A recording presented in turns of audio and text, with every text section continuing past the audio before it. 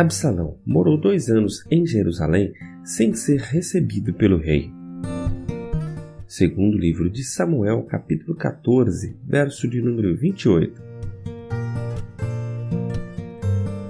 Episódio de hoje: o som do silêncio. Eu sou Carlão Almeida e esse é o seu podcast No Caminho.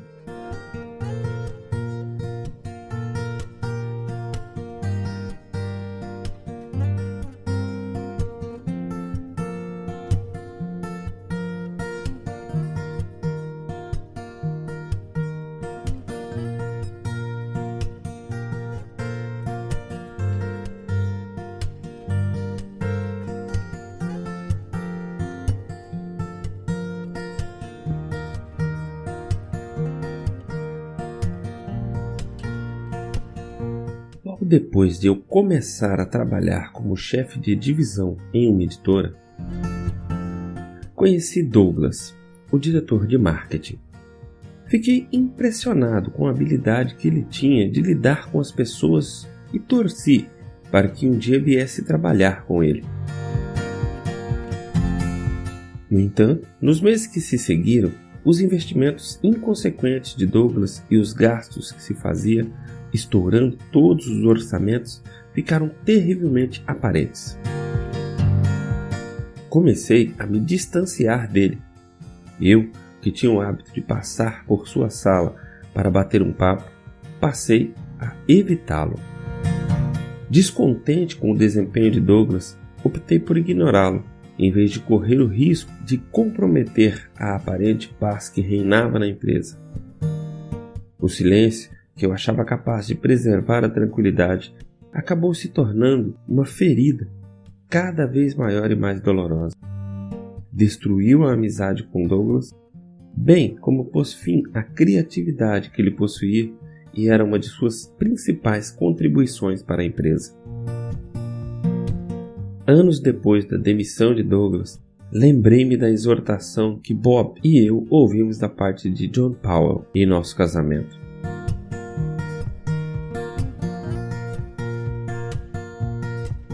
Não existe esse negócio de falta de comunicação, ele disse. Mesmo quando não estamos conversando, estamos nos comunicando.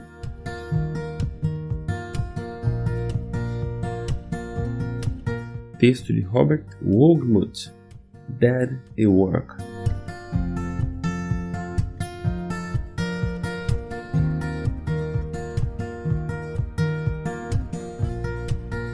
Quando éramos jovens, ouvíamos as pessoas dizendo: quando você não tem nada agradável para dizer, a melhor coisa a fazer é não dizer nada. É claro que o ideal é nunca falar coisas que contenham malícia, mas isso não significa que não devamos ser sinceros. Às vezes, em nome de um bem maior, precisamos falar com ousadia, sejam quais forem as consequências. A questão se resume nisso. Quando amamos alguém, levamos em consideração os principais interesses dessa pessoa. Por exemplo, se sabemos que um colega de trabalho está roubando material da empresa, a maior demonstração de amor que podemos dar é falar com ele sobre isso. O gesto que menos reflete o amor é fingir que não estamos vendo o que acontece.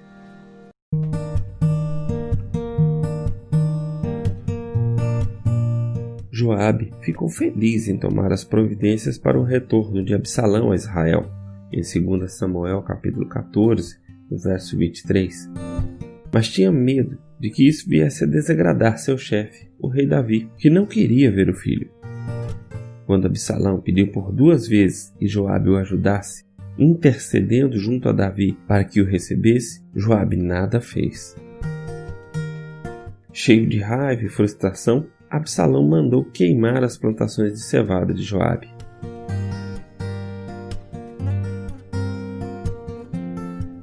Se Joabe tivesse se preocupado menos em manter a paz e resolvesse ajudar a reunir o rei Davi e Absalão, poderia ter evitado um bocado de aborrecimento.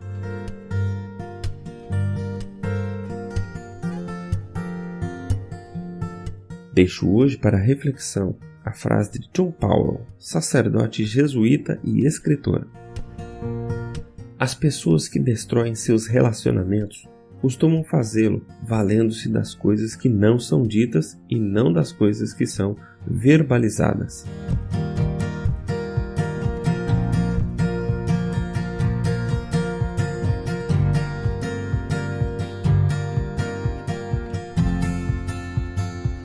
Pense nisso.